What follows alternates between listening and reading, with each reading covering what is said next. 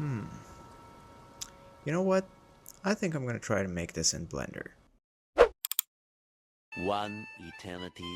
I did! And I'm gonna roughly explain how, and hopefully give you some useful tips, depending on your skill level, considering I kind of suck at this, along with everything else in my life. So, maybe like this video, and there we go.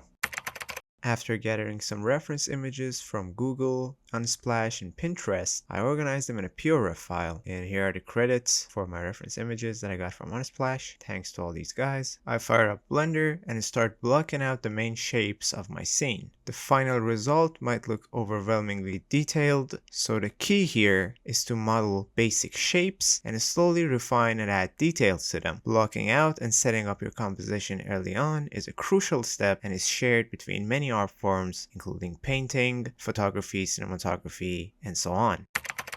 Obviously, in the short span of this video, I cannot go through every bit of modeling that I did for this project, so instead I'm going to separately talk about some interesting parts, starting with the pointed arch. Obviously, the Academy's architecture is heavily inspired by Gothic architecture, which emerged from Europe in the 12th century, and one of the main characteristics of Gothic architecture is the pointed arch, which was adapted from Middle Eastern architecture by French architects at the time. Modeling it is pretty easy, so here I'll show it to you in a new blend file. I sound a bit different because I got the flu this weekend. Anyway, I'm gonna press Shift A and I'm gonna add a circle. 24 vertices is fine. Then I'm gonna go to the modifiers panel and add a mirror modifier from the generate section. Press tab to go into edit mode, then press G and X and move it to the side depending on how wide you want your arch to be. When you're satisfied with how it looks, you're going to tab out of edit mode and then apply the mirror modifier. Then tab back in and select and delete unnecessary vertices. Select the top two vertices, press M and merge at center. Then you can extrude these bottom ones. Then select everything, press F to fill in with a face. From here you have the base, so you can do whatever you want with it. You can turn it into a door, you can turn it into a window, you can go ahead and press I and inset it a bit, then press E and extrude it backwards, for example. Delete that face, then you can press Alt and left click this loop, go ahead and press Ctrl B to bevel it. And down here in this bevel panel, you can turn the profile type to custom, select cornice molding, for example, and increase the count of the segments to add some detail. And this can be the base for your window. The crossed vault was also very common in Gothic architecture and in the Academy of Raya Lucaria. There are very fancy and clean ways of modeling it, but since the objects with the vault in my model are very far away from the camera or very small, I resorted to a simpler method. I just make an arch the way I previously mentioned, then I extrude it backwards. From the properties panel, viewport display, set display as wire, set origin to geometry, shift S and cursor to selected, then shift D, duplicate it and rotate it 90 degrees. Shift A and add a cube, then select the cube and from the modifiers panel generate a boolean modifier.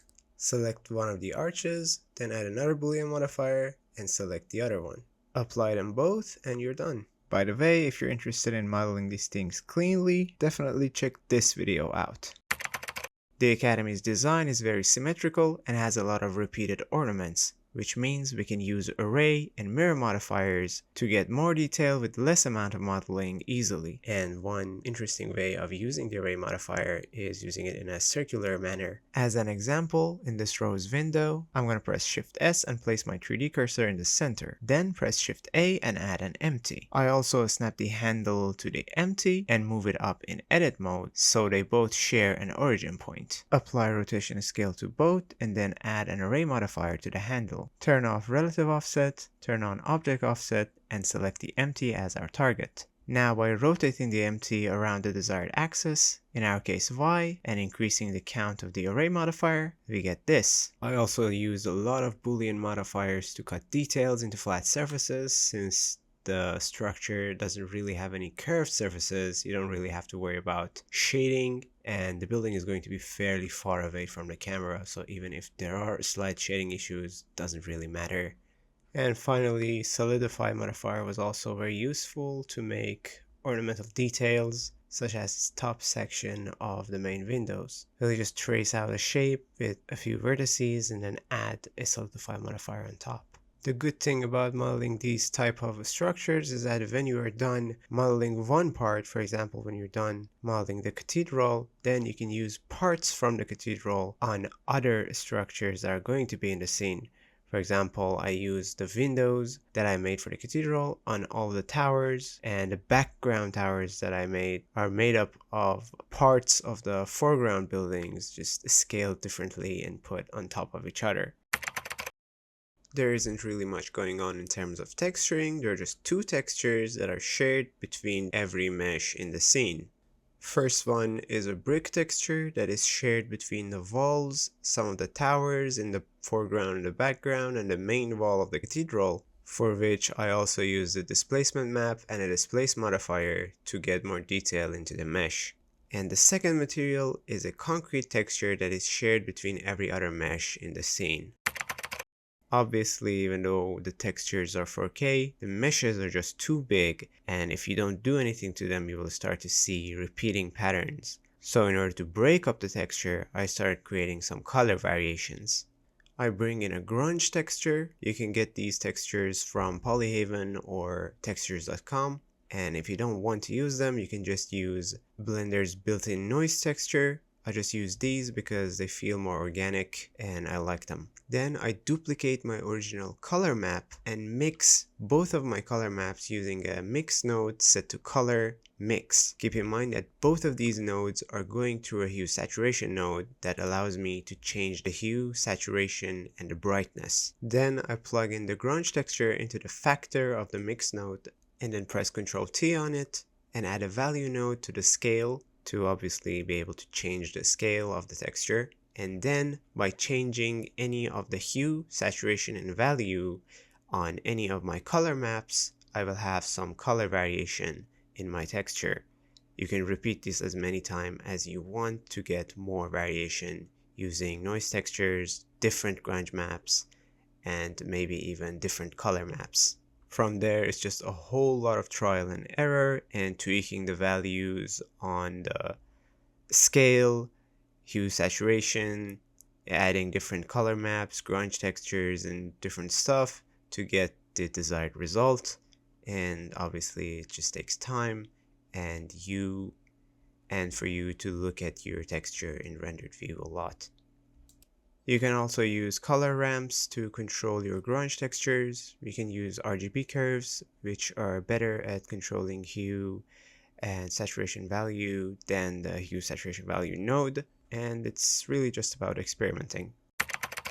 When that is done, we're going to use a simple ambient occlusion setup to add more detail to our texture. I press Shift A and type ambient occlusion and add the node.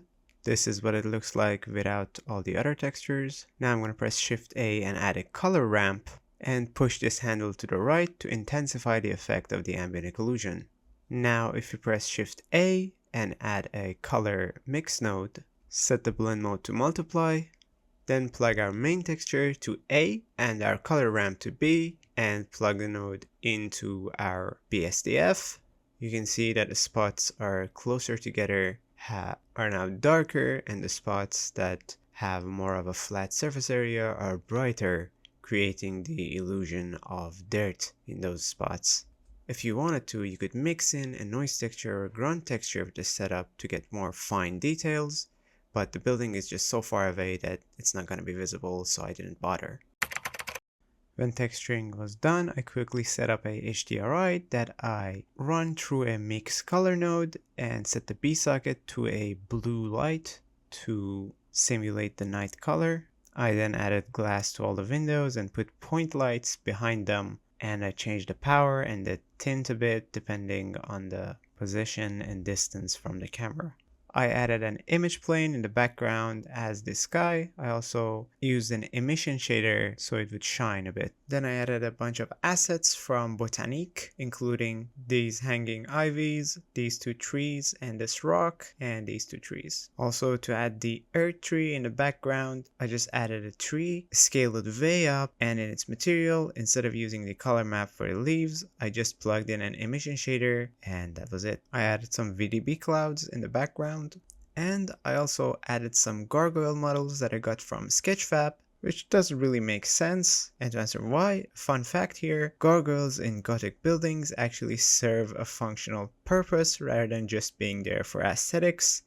And they act as drainage, and you can see here that when it rains, the rain just pours out of their mouth. But here in Raya Lucaria, I think the placement is just more aesthetic. Since the HDRI lighting was just not enough, I added two sun lamps, one stronger and from the side, and the other one weaker and from the back. I also added a little gobo to cast some shadow on the second tower beside the cathedral. In its texture, I used a gradient texture to slowly fade as it gets to the bottom and more light would pour in. And if you don't know what a gobo is, it's a tool that cinematographers use in filmmaking to block light from certain angles and sculpt light and shadows on the subject. And here in 3D, we can just simulate that with a plane and a BSDF shader. And as one of the most important things in this scene, I added two volumetric cubes using volume scatter shaders with very low density, one for the foreground, one for the background, with most of my VDB clouds being in between the two to create some